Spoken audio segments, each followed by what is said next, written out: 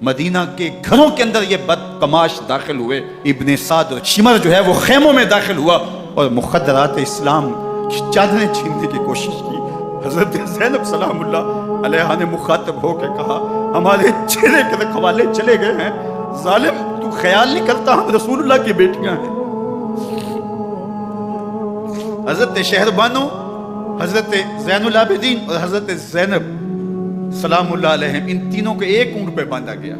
और बाकी ऊंटों पे बाकी सादात को, हुजूर की शहजादियों को बांधा गया, रस्सियों में जकड़ा गया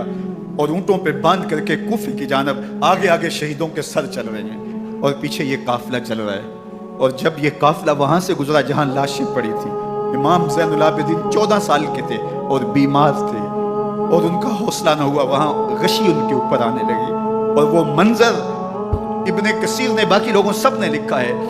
कि फिर जब उनकी ये हालत हुई तो फिर सैयदा ज़ैनब सलामुल्लाह अलैहा, जिन्होंने अभी तक बड़े हौसले के साथ सारी मुश्किलात का मुकाबला किया था, अब उनके बंधन टूट गए और आंखों से आंसू बहने लगे। और सैयदा ज़ैनब थे इमाम हुसैन रज़ी अल्लाह ताला अन्हु की लाश पे खड़े होके, और वो रोंदी हुई लाश, टूटी हुई हड्डियां और वो बरेना बदन, कटा हुआ सर नेज़े की नोक पे और लाश ये पड़ी है। तो हजरत सैयदा ज़ैनब ने मदीने की तरफ मुंह करके जो है वो हुजूर से फरियाद की, रसूलुल्लाह, ए प्यारे आका, या जद्दा हो, ए हमारे नाना मोहतरम, ये देखिए आपका हुसैन पड़ा हुआ है, बदन से कपड़े उतार लिए गए, खाक हवाएं उड़ा रही हैं और उसके ऊपर चादर जो है वो मट्टी की पड़ गई है, या मोहम्मद आहो। और आगे फरमाया, हुजूर आपकी औलाद काट दी गई, और फिर कहा बना तो कस सबाया, हुजूर देखिए आपकी बेटियों के हाथ बांध दिए गए हैं, ऊंटों पे कस दिया गया है।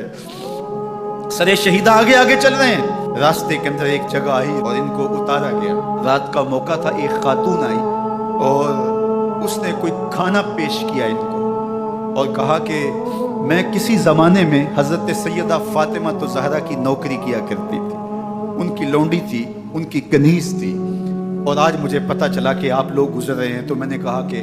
मैं अपनी मखदूमा के ख़ानदान की खिदमत करूं। और फिर उसने कहा कि उस वक्त सैयदा की गोद में एक 6-7 माह की बच्ची थी जिसको ज़ैनब कहा करते थे। तो सैयदा ज़ैनब ने कहा कि अम्मा अगर पहचानती हो तो वो बदनसीब